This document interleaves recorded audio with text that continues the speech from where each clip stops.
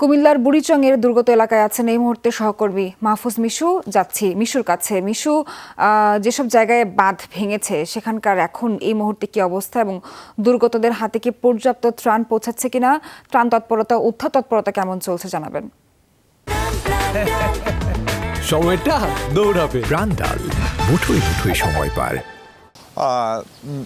সোয়ার প্রথম আপডেটটি হচ্ছে যে এই কুমিল্লার যে সমস্ত উপজেলায় বন্যার প্রকোপ বেশি, বাঁধ ভেঙে যেসব এলাকায় পানি ঢুকে গেছে সেসব এলাকায় বিদ্যুৎ সরবরাহ বন্ধ করার কারণে অথবা যে কোনো কারণেই হোক ইন্টারনেটের নেটওয়ার্ক প্রায় বিচ্ছিন্ন হয়ে গেছে।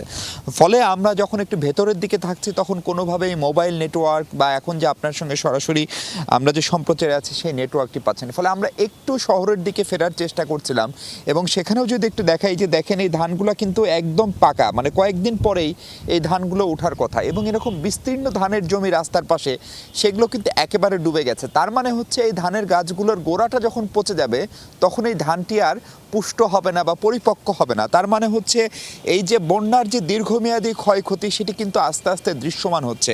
আপনি বলছিলেন ত্রাণ বা পুনর্বাসনের কথা অথবা মানুষকে উদ্ধার করার কথা, সেটি তো খুবই প্রাথমিক কাজ এবং সেই কাজটিও চলছে, কিন্তু খুব সমন্বিতভাবে চলছে না, যেটা আমরা আগের ঘন্টায় বলছিলাম। আপনি যদি দেখেন যে আমাদের পেছনে একদম রাস্তার ধারে একটা উঁচু জায়গা, এটি সম্ভবত কারো ব্যক্তিগত বাড়ি হতে পারে নির্মাণাধীন, সেখানে কিন্তু এই এলাকার গৃহপালিত যে সমস্ত গবাদি পশু, বিশেষ করে গরু ছাগল, তাদেরকে আশ্রয় রাখা হয়েছে এবং আমরা অনেক গরু দেখেছি যে যাদেরকে যখন আনা হচ্ছে শরীরের বিভিন্ন অংশ থেকে রাতে ঘন্টার পর ঘন্টা পানির ভিতরে থাকার কারণে বিভিন্ন জায়গায় ঘা হয়ে মাংস পড়ে গেছে, এরকম দৃশ্য দেখেছি। যেরকম শিশুদের ভোগান্তি রয়েছে, বয়স্কদের ভোগান্তি রয়েছে, যারা নিয়মিত রোগী, যাদের নিয়মিত চিকিৎসা দরকার হয় তাদের সেই ভোগান্তি রয়েছে। আমরা এরকম দৃশ্য দেখেছি, অনেকে যখন উঠে আসছেন বা তাদেরকে উদ্ধার করা হচ্ছে, শিক্ষার্থীরা তাদের একমাত্র সার্টিফিকেটটি, তার হয়তো এসএসসি বা উচ্চ মাধ্যমিক বা ইন্টারমিডিয়েট কোনো একটি পরীক্ষার সার্টিফিকেট আছে, সেটিকে নিয়ে বাঁচার একটি চেষ্টা।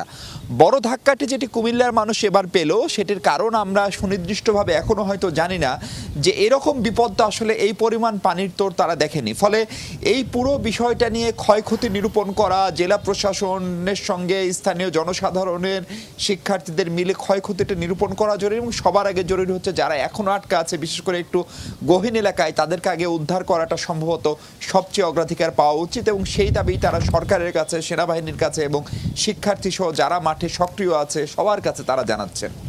নাবিলা, বন্যা পরবর্তী দীর্ঘ ক্ষয়ক্ষতির কথা জানাচ্ছিলেন মিশু। ধন্যবাদ আপনাকে যুক্ত হওয়ার জন্য।